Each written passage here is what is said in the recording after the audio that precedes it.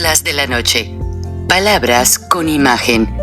El análisis de los acontecimientos que influyen en nuestra vida con el periodista Francisco Durán Rosillo.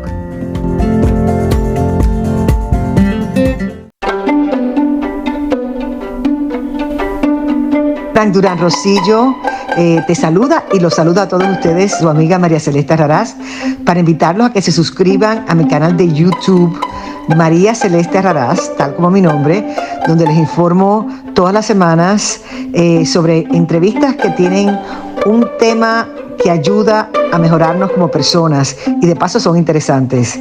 Las pueden encontrar en mi canal de YouTube, así que los espero. Y se suscriben gratis.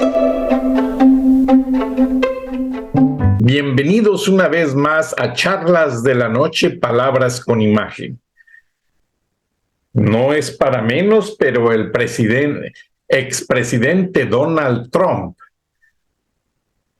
a días de tener que atender una cita en corte en Nueva York por los múltiples cargos que le han hecho, otra cita que va a atender su equipo legal en Atlanta por haber tratado de intimidar al secretario de Estado supuestamente para que modificara los votos para que se ganara Georgia para Donald Trump. Donald Trump llama a Biden cobarde, a su hijo, le llama criminal a Hunter Biden y completa las frases diciendo que López Obrador no haría de las suyas de no ser que Joe Biden se lo está permitiendo. El expresidente número 45, Donald Trump, reta a los demócratas y dice que va a regresar a la Casa Blanca y que va a ser el presidente número 47 de los Estados Unidos y que va a ser reelegido de una manera muy democrática. Sus seguidores siguen haciendo el plan de que si es detenido, esposado y encarcelado, muchas de las personas que son los 75 millones de seguidores potenciales del expresidente Trump se volcarían a las calles en Nueva York y varias ciudades más para apoyarlo y defenderlo. Pero les preparé un fragmento de este discurso que fue muy largo, el último que ha tenido el expresidente Trump. Se lo subtitulé en español. Tengan la paciencia de leer los títulos. Hay algunas pequeñas fallas, pero ustedes entienden a lo que se refiere. Lo que sí quiero yo dejar bien claro en esta charla de la noche es que admiro la tenacidad de Donald Trump para controlar a López Obrador. Porque honestamente Joe Biden sí se ha dejado ningunear del actual, si se puede llamar, presidente de México, que es un dictador. Ha hecho López Obrador con Biden lo que ha querido. Lo intimidó con la frontera, ahora lo intimida con los fentanilos.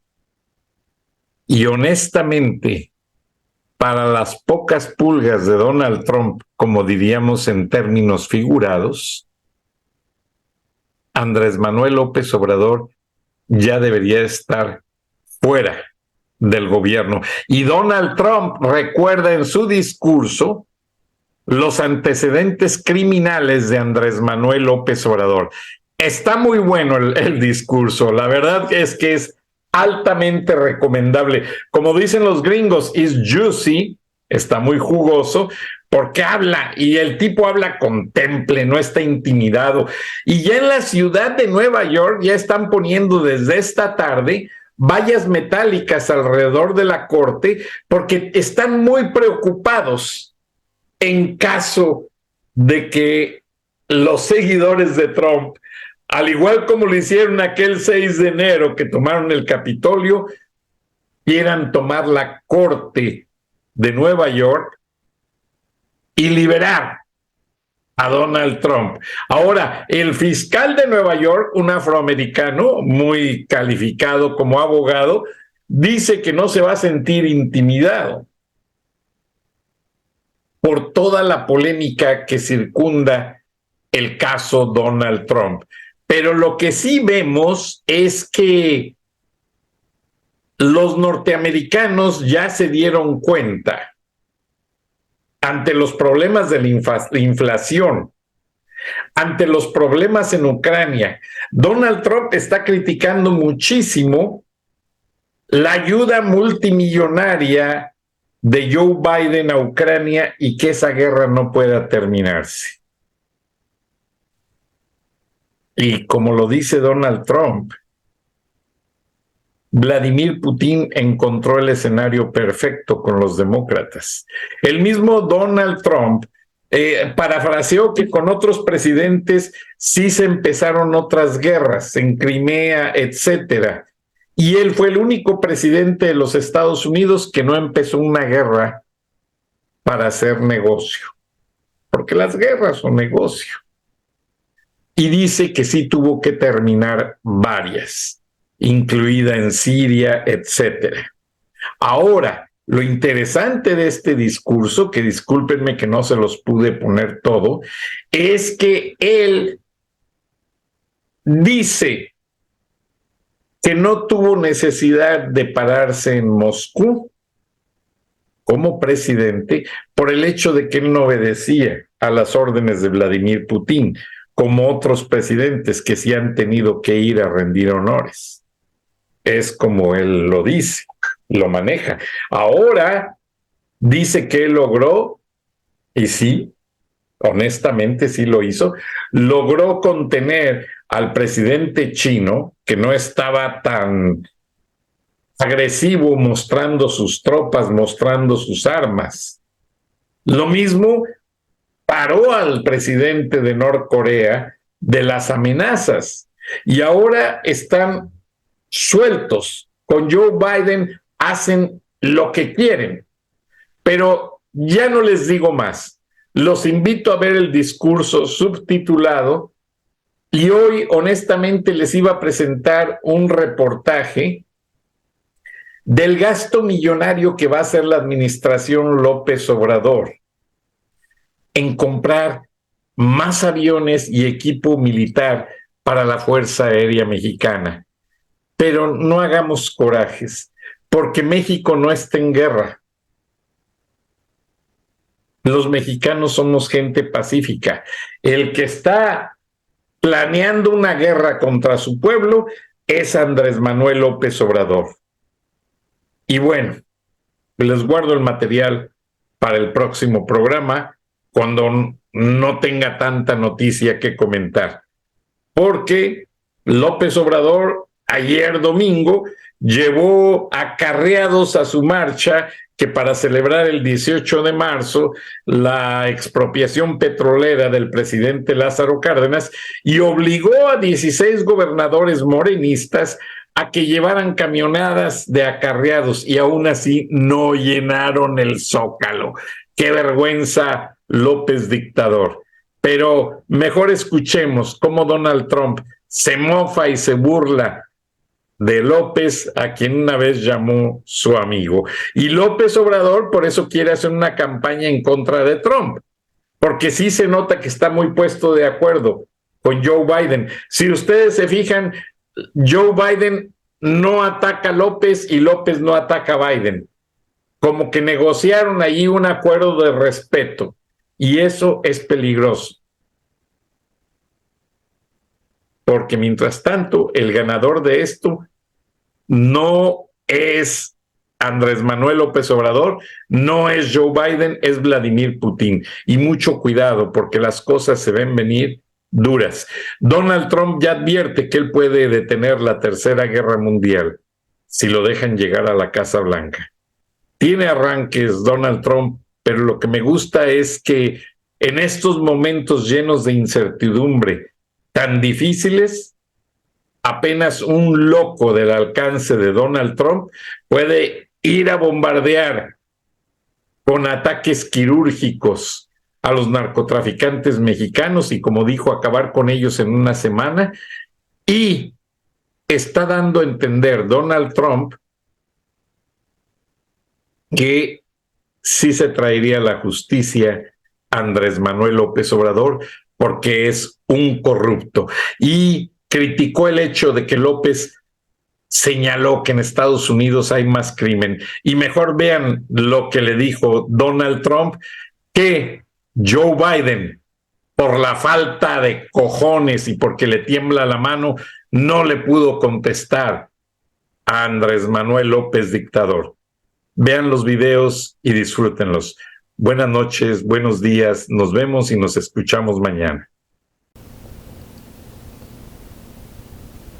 Administration is the most corrupt administration in American history. Hunter Biden is a criminal and nothing happened to him. Nothing happened. Joe Biden is a criminal and nothing ever seems to happen to him. Because, you know, say what you want, but the Democrats stick together. They don't have Mitt Romney. They don't have guys like that. They stick together. How's Mitt Romney doing? Not too good. I could name plenty of others too. But they do stick together, whether you like them or not, and many of us don't, but maybe someday we get together. You know, a question was asked of me just before COVID came in. They said, the country is coming together. Do you think this is real? And I said to myself, it is real. It's amazing. I was getting calls from radical left people, the nicest calls. It's amazing because we had the best employment numbers in history. We had the best economy in history. We were lapping China. China was supposed to have taken over as the world's largest economy, and we were actually increasing at a level that nobody thought possible. We were doing great. And then you had COVID come in, and a lot of things had to happen, and we did a great job. We never got the credit for that job, but we did a great job with COVID, and then gave back something very strong. But we were really bringing this country together. Had COVID not come in, I think you would have had a much different, because a lot of people want to know, can we all get along together? And if I didn't have that experience, I would say no, because the thought process is so different. But we were starting to really get along. And then we had the disaster, as I call it, the China virus, because I want to be open and I want to be accurate. But Biden openly held back $1 billion taxpayer money for the government of Ukraine. Remember he said, until they fired a prosecutor, when they fired that prosecutor. And this prosecutor was after Hunter and the company that was paying him a fortune of money. Remember Joe Biden stood up and said, and I looked at them and I said, you're not getting that $1 billion. You're not until you get rid of the. I can't believe he did that. Can you imagine if I did that? I wouldn't be here right now, I suspect. And nobody picks it up. Nobody wants to pick it up. It doesn't get any worse. Doesn't get any worse than that. Although, maybe it does. It's called the laptop from hell. That gets worse. And yet they go after me over and over again about something that's not even a crime.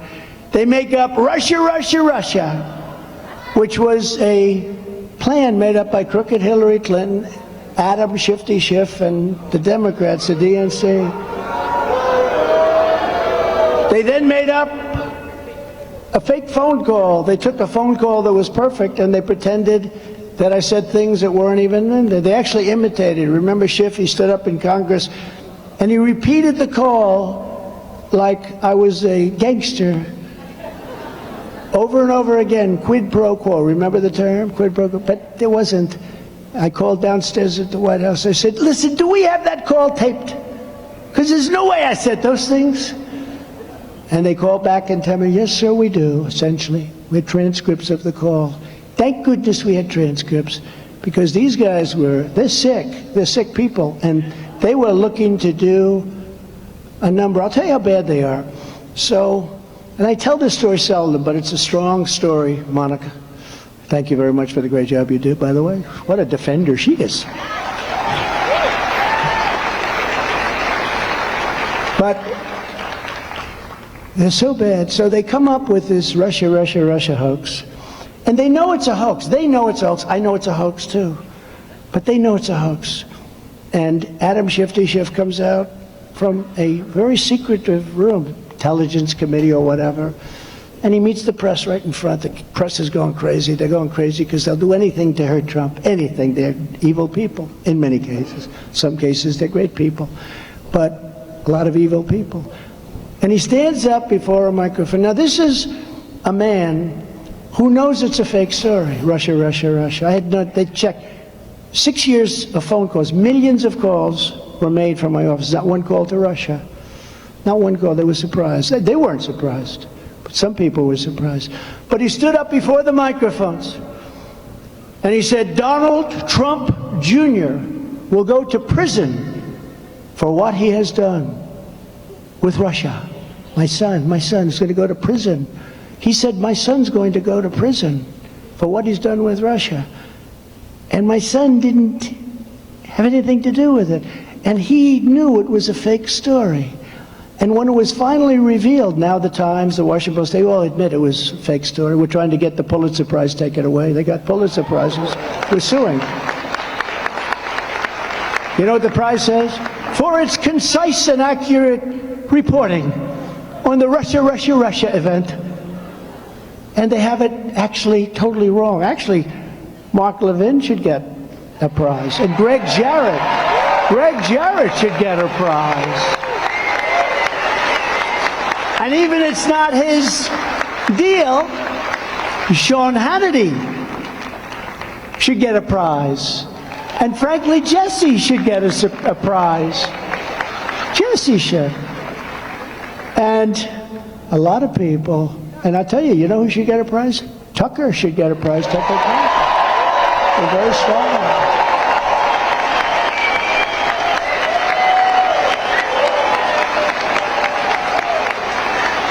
And we have numerous writers that should get it, but the ones that got it were the New York Times, certain reporters from the New York Times, and certain reporters from the Washington Post. They got the Pulitzer Prize, and they were exactly wrong. And now they've even admitted that it was a hoax. It was a total hoax, and they got the prize. But how bad is a person that stands before a big gaggle of press, and they just can't get enough, and says that my son is going to prison for something that he knows was a hoax? Only a really bad person would do that. But they then came in with Ukraine, Ukraine, Ukraine, the Mueller hoax. How did Mueller present himself at the hearings? It wasn't too pretty. But you know what? I'll say this, at least they came to the right conclusion. Because I was concerned they'd come to the conclusion. I think we have prosecutors now, they don't give a damn if you're guilty. They're looking at me in Atlanta on a perfect phone call. I said, even more perfect than my perfect call to Ukraine. That was a perfect call. This is even more perfect. By the way, where's Hunter? Where is Hunter? Remember? Where's Hunter? Will there ever be a time when Joe Biden says, this thing with Hunter just isn't working out well? I'm starting to get a little angry at Hunter. Or when Hunter comes to him and says, Dad, we have a problem. What? What is it, son? Another one? Oh, son, you're a disaster, son. Son, you're a disaster. Dad, we have a problem. I left my laptop at the repair shop. And Joe looks at him and says, what's on it, son? What's on it? And Hunter looks back and he says, every single crime that you've ever committed, Dad.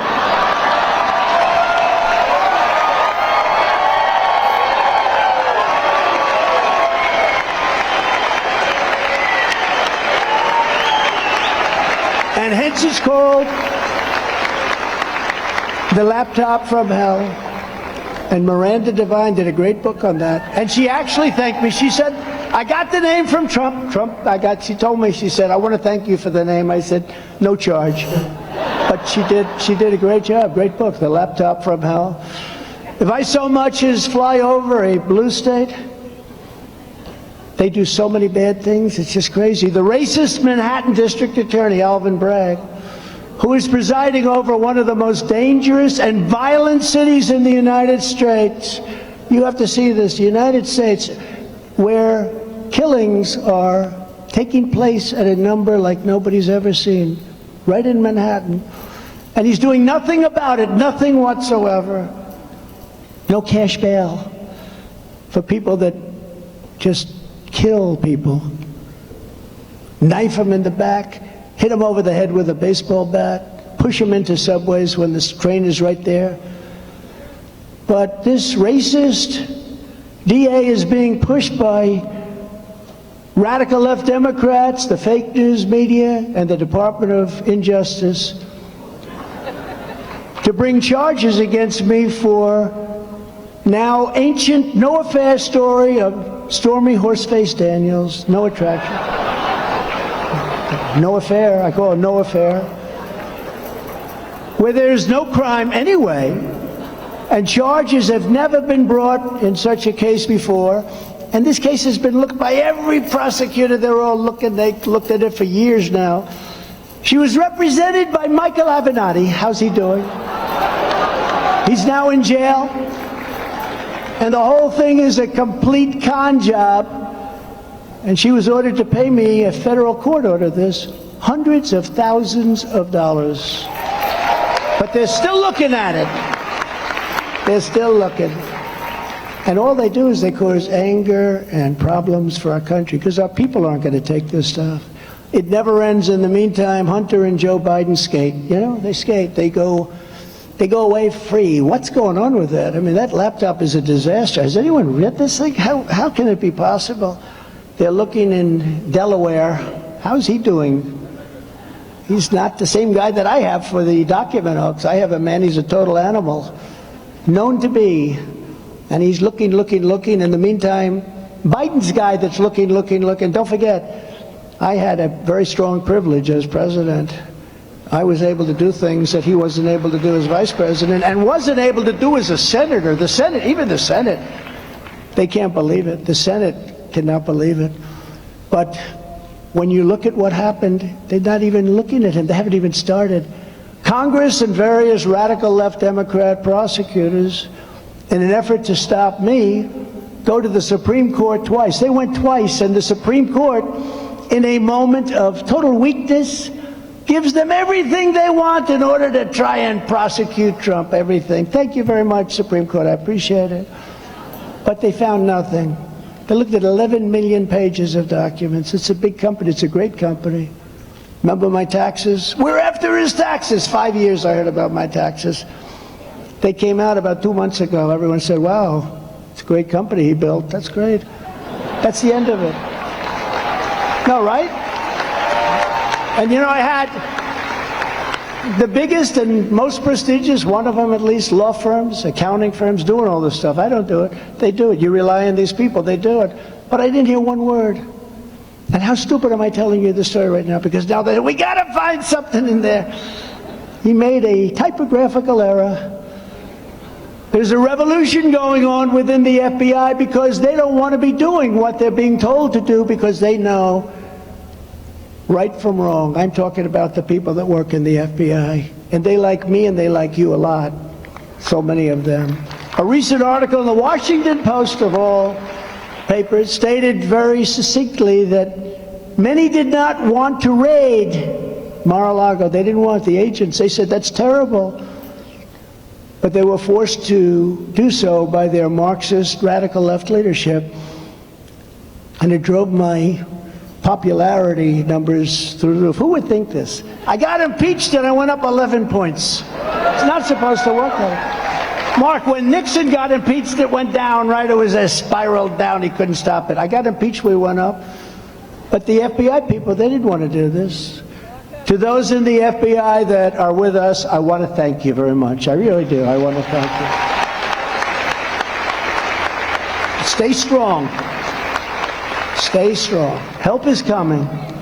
Then there's the racist DA from Atlanta, whose city is among the most violent and dangerous places per capita in the country. More murders than even Chicago per capita. It's totally out of control, and yet she has her kangaroo court focused on a perfect phone call that I made, while her jury foreman, a rather bizarre young woman, is going around doing media interviews and saying exactly what's going on in this one of many grand juries.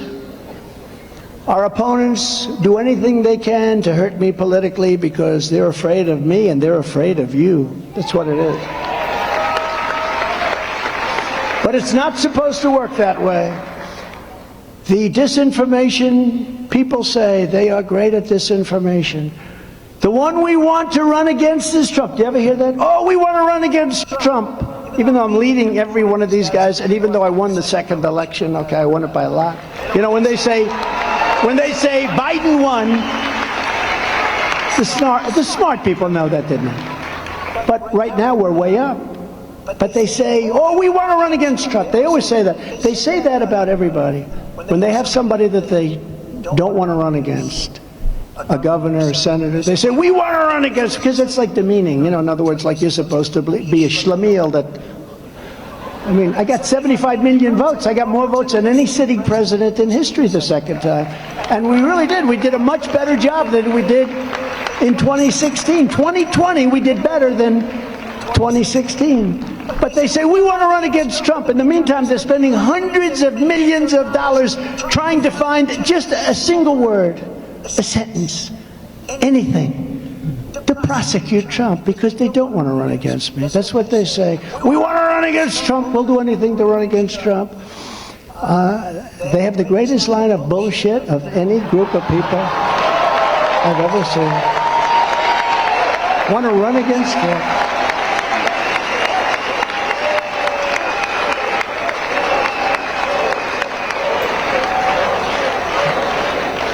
But at the same time, they send people from the Justice Department to the local DA's office in Manhattan. Do you know the Justice Department sent their top people to the Manhattan DA's office to help in the prosecution of Trump? This way, we have it a little bit away from Washington. It's local. Oh, we had nothing to do. But their top guy was put in that office to help prosecute Trump. How would you like to have my life? Would anybody like my life? But I still like it. But they want to try and find anything they can when they've already been exonerated. I've been exonerated many times. You take a look at what this been. I mean, time after time. But all of this is happening for one single reason. They know that when we return to power, we will bring their lies and their corruption and their disinformation tumbling down.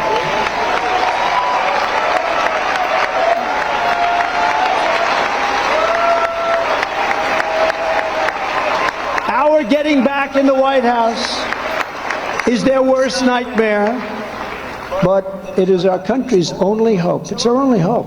If we don't get back, now this country can't take it. Even the 2 years, and now fortunately it's less than that. It's hard to believe it's less. It used to say 4 years. A lot of people said, well, sir, the election was so bad. You'll be in 1 year. A lot of people in this room, you'll be back in 6 weeks, sir. But it's a bad system in many ways, very bad, very dangerous system. But nobody else can do it but us. In recent weeks, I've been laying out a bold, detailed agenda for how we're going to complete this mission in our next term. I do weekly statements, and people are liking them. Today, I want to go through some of our big plans that I will do as the 47th President of the United States.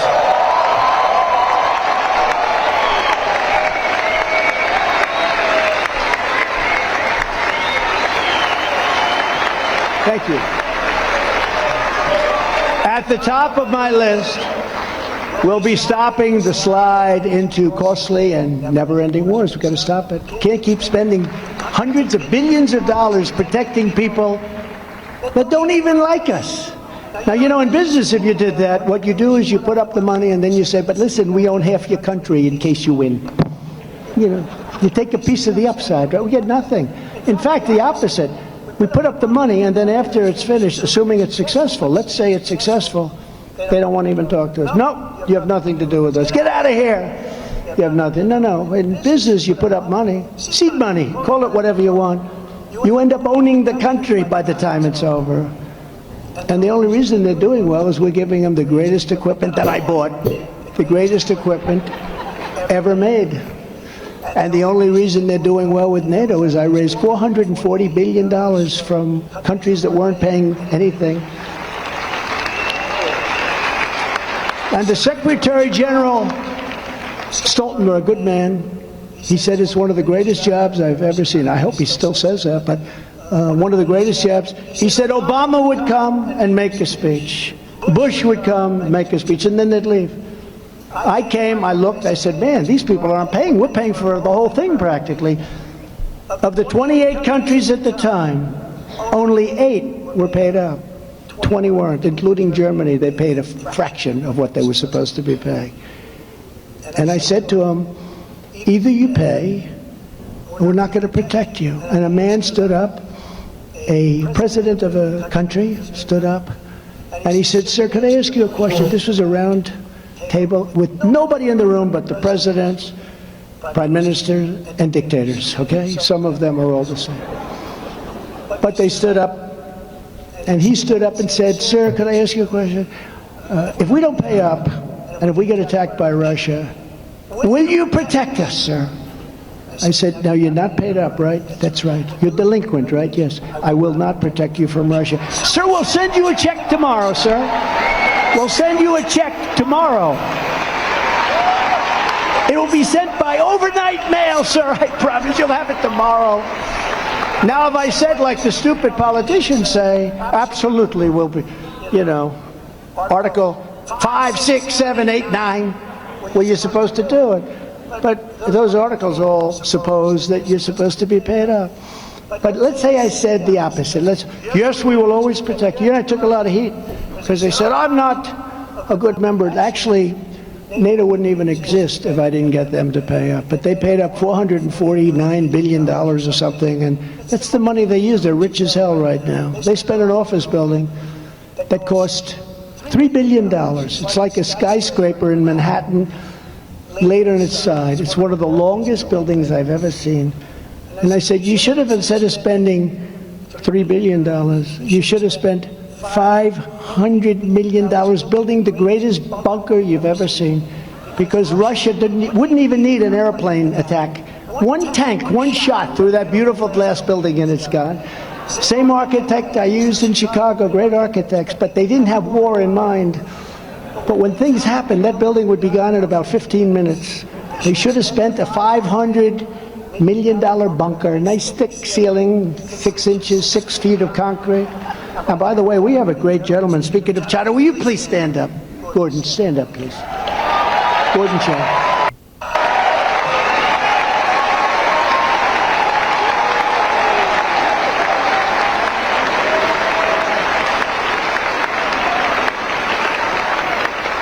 You know, I'm talking a lot about China, and I'm looking over, I'm saying him, and I'm just studying his face as I'm speaking, because people do like me to go off script a little bit, right? It's a little bit more risky, but it's more exciting. And I'm looking at Gordon, and I'm saying, you know, I hope he agrees with what I'm saying, but basically I'm saying exactly what you say. They're not out for our good, are they? They're not out for our good, and nobody ever taxed them like I did, and nobody ever took any money in like I did. 440 billion. We took in so much money from China. It's so incredible. So it's an honor to have you here. Really, it is. I agree with almost everything you say.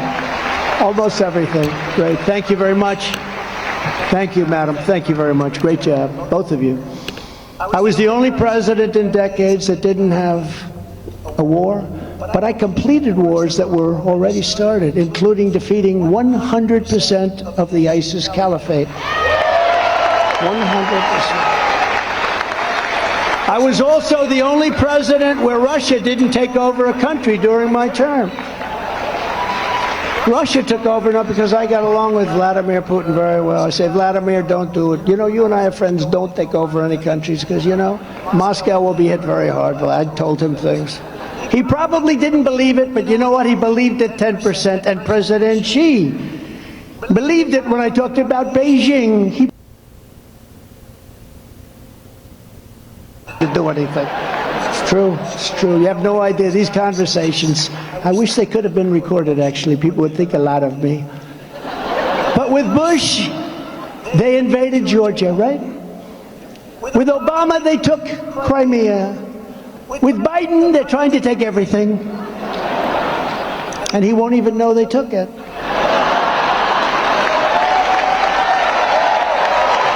Good.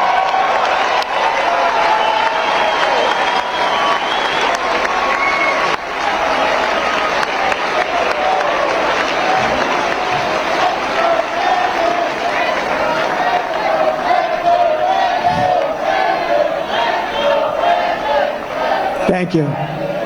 And with me, they took nothing. Nothing. And I didn't really even have to threaten them very much. They understood me very well. I wanted them to understand me very well. They knew that they couldn't do it. Putin knew that. President Xi knew it too. Likewise, China now has its eyes strongly focused on Taiwan. And we could soon have a nuclear-armed Iran. That's the saddest thing of all, though, when we talk about Iran. That's the saddest thing when you see I had them in a box. I said to China, you can't buy any oil from Iran. They said, no, we have to buy. We buy millions of barrels here. And I said, you can't buy. You have to buy from somebody else. No, we'll buy. I said, good. We're not going to do any more trading with China. We're going cold turkey. We will promise you not to buy from Iran. Okay, that was the end of that. You know, that was a conversation I had. I said, if you buy from Iran any oil, we're not going to do any business. Or if for some reason we do, we're going to put 100% tariff on every single thing that you sell into the United States. And they didn't buy any oil. And nobody was buying oil, and they were in a position, had the election not turned out the way it did, they were in a position where they were going to give us everything. We were going to make a great deal. But now they're rich again. China is buying unlimited amounts of oil from Iran, unlimited amounts, and other places. And we've done something else that's terrible. From the time I'm a young man, I learned never allow Russia and China to get together, to wed. Never, ever allow it. And we've not only allowed it, we've made them bosom buddies. We've made them, we forced them together. And you can add another group in there, a nuclear-armed Iran. So the three of them are now together. That should have never been allowed to happen, would have never happened with me. And it was all over oil, our stupid oil policy. We're not going to do it. We have more oil in the United States than any country in the world, including Saudi Arabia. People don't realize it. In Alaska, I approved a site. We all know what the site is. Probably the biggest in the world. And the Democrats said, no, it's over. They turned it down. Ronald Reagan tried to do it. Every president, Republican, and some Democrats tried to do it. They couldn't get it done. I got it done. And the first day in office, the Secretary of the Interior for Biden signed off on it, where they're going to not allow it to happen. Bigger, probably, than Saudi Arabia. And if we had that, without even my talking to Putin, oil would have been at $40, $35, maybe $30 a barrel. So he wouldn't have even had the money to prosecute a war against Ukraine. He wouldn't have done it anyway, and that's not even what I'm saying from previous, but he wouldn't have had the money even if he wanted to. Ukraine would have been thriving. There would have been no dead people, and there would have been no obliterated cities that can never be rebuilt. Can never rebuild those cities. Russia never would have pulled the trigger. This is the most dangerous time in the history of our country, and Joe Biden is leading us into oblivion. He's leading us into oblivion. You know, we all smile when he falls downstairs and things. It's cute. When he falls off his bicycle, isn't this good? You know what amazed me? That the reporters didn't catch him when the bike was going down. They're standing right next to him. They let him fall. It's amazing. I'm surprised. But when he makes statements that are so bad, when he gets out of Afghanistan and takes the soldiers, takes the soldiers out first. And you know, in Afghanistan, for 18 months. I had a talk with Abdul, he was the leader of Afghanistan. I said, Abdul, oh, I got a lot of criticism. Remember when I was talking to him, everyone said, oh, he's talking to the leader of the Taliban. That's right, because our soldiers were being killed, a lot of them by snipers. And I didn't want that. I don't want to deal with the problems, and I don't want to talk to the mothers and fathers, who I would speak to a lot. I don't want to talk to them and tell them their son was shot through the head from 2,000 yards away by a sharpshooter. They have very good sharpshooters. So I spoke to this man, his name was Abdul, and I said, Abdul, don't kill any more of our soldiers, because if you kill our soldiers, we're going to hit you harder than any country has ever been hit in the history of the world.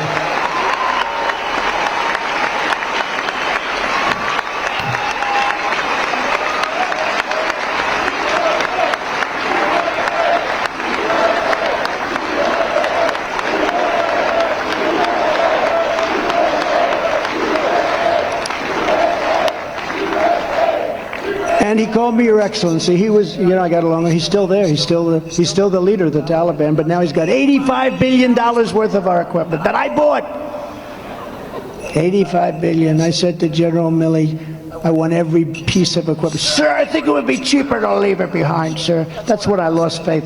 That, and when he didn't like me holding up a Bible in front of a church, I said, this guy's not with us. This is not a smart guy. But he didn't like it. I said, I want every single, because I was getting out of, but I would have kept Bagram, because Bagram's 1 hour away from where China, forget about Afghanistan, where China makes its nuclear weapons. 1 hour away. The biggest, most powerful runways in the world. We built it many years ago for tens of billions of dollars. And we gave it away one night. We just left the lights on. We did leave the dogs behind. Everyone says, oh, did they take the dogs? Because they're dog lovers, right? No, we left the dogs behind, and the Taliban doesn't like dogs, by the way, not at all. But we left in disgrace. It was the most embarrassing moment in the history of our country, in my opinion, and it probably is what caused Putin to say, wow, Trump is gone, this is a great time to take over Ukraine, right? It's probably a reason that happened. But I stand here today, and I'm the only candidate who can make this promise. I will prevent, and very easily, World War III, very easily.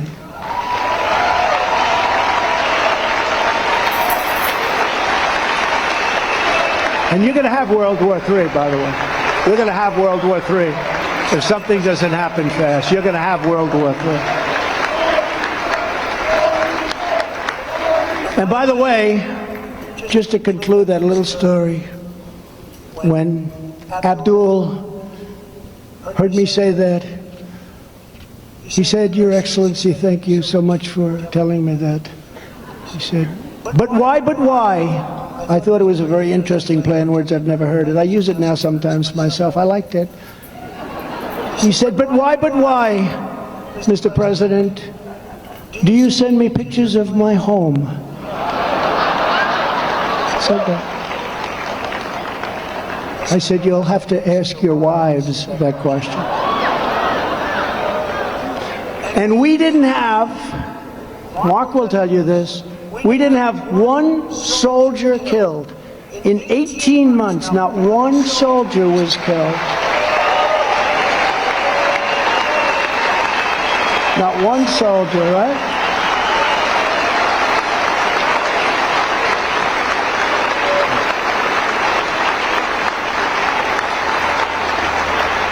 In fact, it was so good that the media didn't mind that I called. I took a lot of heat, tremendous heat. Why do you call him?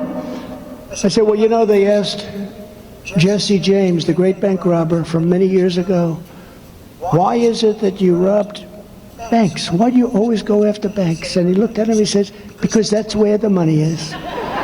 Well, I spoke to Abdul because that's where the problem was. But we went 18 months until that horrible day when we lost 13 soldiers. And the thing that nobody ever talks about, we lost 13, we lost $85 billion worth of the greatest military equipment in the world. Goggles, night goggles that are so good, so sophisticated, better than anything we have, brand new, never even taken out of the box. And you know, the Afghans, and they're actually very good. The Taliban are good fighters. Afghan, because it's really very much the same thing, frankly. They didn't fight good for us, but they fought good for themselves, and they took a lot of money from us. I asked General Mattis, I said, you know, we got to get out of there. They've been there for 20 years. We got to get out of there. Sir, they're fighting for their country, sir. I said, that's right. I guess they are. Then about 2 days later, I was thinking about it. I said, I don't know why, because, you know, we had more blue on green, green on blue, where they get their gun and then they'd shoot our master sergeants and our sergeants that are training them. I said, why are they fighting for us if we've never had this problem to the extent that we had it? But he said that. He said, they're fighting. And I said, are we paying them a lot of money to fight? And I had it checked. Yeah, we were paying billions and billions and billions of dollars to these Afghan soldiers. Tens of billions of dollars. I said, they're not fighting, General. I called them back in. They're not fighting because they love us or they love their country. They're fighting because they're the highest paid soldiers in the world. We're basically bribing them to fight. And they didn't fight, but the Taliban did fight. Same people, but the Taliban did fight. But they didn't kill anybody for 18 months. I'm very proud. In fact, Biden got up and he actually said that. They didn't kill anybody. I will say that. They didn't kill anybody for 18 months. And you know what happened? His people start screaming, don't say that! Because that's a good thing for us. But then when we left, we lost soldiers, 13 killed. But what they don't talk about, they talk about the equipment, they talk about the fact that there are still to this day a lot of Americans in there that we've lost contact with. It's a rough place. But they don't talk about the fact that many of these soldiers were absolutely destroyed. Destroyed. They lost their arms. They lost their legs, they had their face blown off, and they were absolutely destroyed. And they don't talk about that. They don't talk about it. And it's very sad because these people, many of them, we lost 13, they died, but nobody ever talks about the gravity of the injuries to these soldiers. And it's a very sad thing. I got it down to 2,500 people. I was the one that got it down, but we were going to get out with dignity, with strength. We were going to be respected and admired. And I could just see Abdul. They took out the soldiers first. You don't take the soldiers first. You take the soldiers out last. You get the Americans out first because they feared our soldiers. They feared our soldiers. They feared the F-16s. And now they own them. Think of it. You get the soldiers and they go out last. You take our American citizens out. You then take our equipment out. And Millie said to me, sir, it's cheaper to leave the equipment than it is to take it out. I said, let me ask you, General, so we have a plane that costs $100 million brand new. You want to leave? Yes, sir, it's cheaper, sir. I thought he was, you know, another April Fool's deal, right? I said, no, General, you fill it up with a tank of jet fuel. You fly it back home, or at a minimum, you fly it into Pakistan or some semi-friendly country and you take it from there, right? No, sir. I actually told them I want the tents. You know, the tents have big canvas, incredible tents with the I want every piece of steel, I want every screw, I want every nut, I want every bolt, I want every tractor, I want every Jeep. You know what they did? They left 700,000 rifles and guns, 700,000. They left 70,000 vehicles, 70,000, many of them brand new, many of them armor plated, where they have 6 inches of steel in the bottom. Cost you millions of dollars to build. And they left that all behind. There's not a car company, used car lot, new car lot, anywhere in the world that would have 70,000 vehicles. I said to a friend of mine who's one of the Arrigo in Florida, great guy. I said, how many cars? I think he's like the biggest in Florida. They did very well, thank you. But the biggest, I said, how many cars would you have? I don't know, a couple of hundred extra, a couple of hundred. And he's like, a big one, real big one, runs a great operation. 70,000 vehicles. So now I read the other day that the Taliban at Afghanistan is the second largest seller of arms anywhere in the world because they're selling everything that we gave them. And by the way, as I'm speaking, do I see cash? Is that cash? Frank Durán Rosillo te saluda y los saluda a todos ustedes, su amiga María Celeste Raraz, para invitarlos a que se suscriban a mi canal de YouTube, María Celeste Raraz, tal como mi nombre, donde les informo todas las semanas sobre entrevistas que tienen un tema que ayuda a mejorarnos como personas y de paso son interesantes. Las pueden encontrar en mi canal de YouTube, así que los espero. Y se suscriben gratis.